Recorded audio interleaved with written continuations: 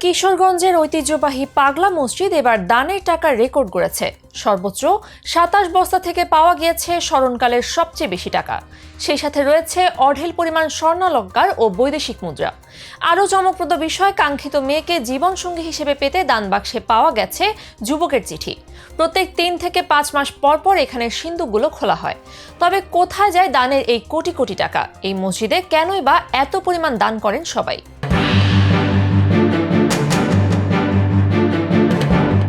কিশোরগঞ্জে নরসুন্দা নদীর পাড় ধরে হেঁটে হারুয়া নামক এলাকাতে গেলেই দেখা পাওয়া যাবে ঐতিহ্যবাহী পাগলা মসজিদের। ২৫০ বছর আগে নির্মিত এই মসজিদ এখনো বীর দর্পে দাঁড়িয়ে আছে।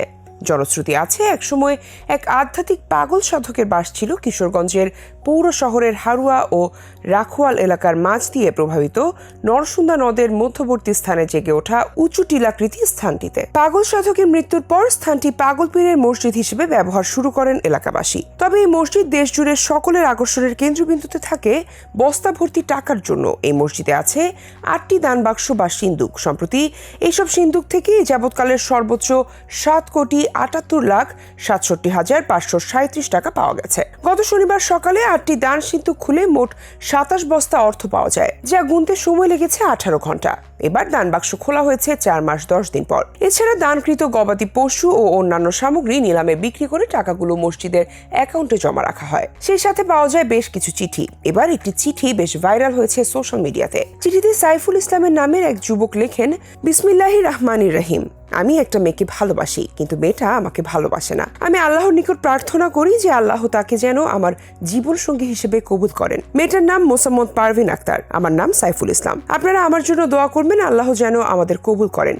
ঠিকানা সিলেট, হবিগঞ্জ। এবার সিন্দুক খোলা ও টাকা গণনার সময় উপস্থিত ছিলেন কিশোরগঞ্জের জেলা প্রশাসক ও পাগলা মসজিদ পরিচালনা কমিটির সভাপতি মোহাম্মদ আবুল কালাম আজাদ, কিশোরগঞ্জ জেলার পুলিশ সুপার মোহাম্মদ রাসেল শেখ ও পাগলা মসজিদ কমিটির অন্যান্য সদস্য সহ আরো অনেকে। টাকা গণনা কাজে অতিরিক্ত জেলা ম্যাজিস্ট্রেট মহুয়া মমতাজ, মসজিদের পেশ ইমাম মুফতি খলিলুর রহমান, রূপালী ব্যাংকের সহকারী মহাব্যবস্থাপক রফিকুল ইসলাম, মসজিদ কমিটির ৩৪ জন জেলা প্রশাসনের কর্মকর্তা কর্মচারী ছাড়াও ব্যাংকের ৫০ জন স্টাফ, মাদ্রাসার ১১২ জন ছাত্র সহ অতিরিক্ত আরো অনেকে। মসজিদ কমিটির ৩৪ জন ও আইন শৃঙ্খলা বাহিনীর ১০ জন সদস্য অংশ নিয়েছেন। এই মসজিদে দান করলে মনের আশা পূর্ণ হয়। মূলত এই বিশ্বাস থেকেই এখানে নিজের সামর্থ্য অনুযায়ী সবাই দান করেন। তবে সবচেয়ে চমকপ্রদ ব্যাপার, শুধু মুসলমানরাই নন, জাতি, ধর্ম, বর্ণ নির্বিশেষে সবাই এই পাগলা মসজিদে দান করেন। স্থানীয় মানুষ ছাড়াও দেশের দূর দূরান্ত থেকে আসা, এমনকি বিদেশি পর্যটকদের মনের আশা পূরণের বিশ্বাস থেকে দেওয়া মানতের টাকা ও মূল্যবান অলংকারের কয়েক মাসেই ভরে ওঠে ৮টি দান বাক্স।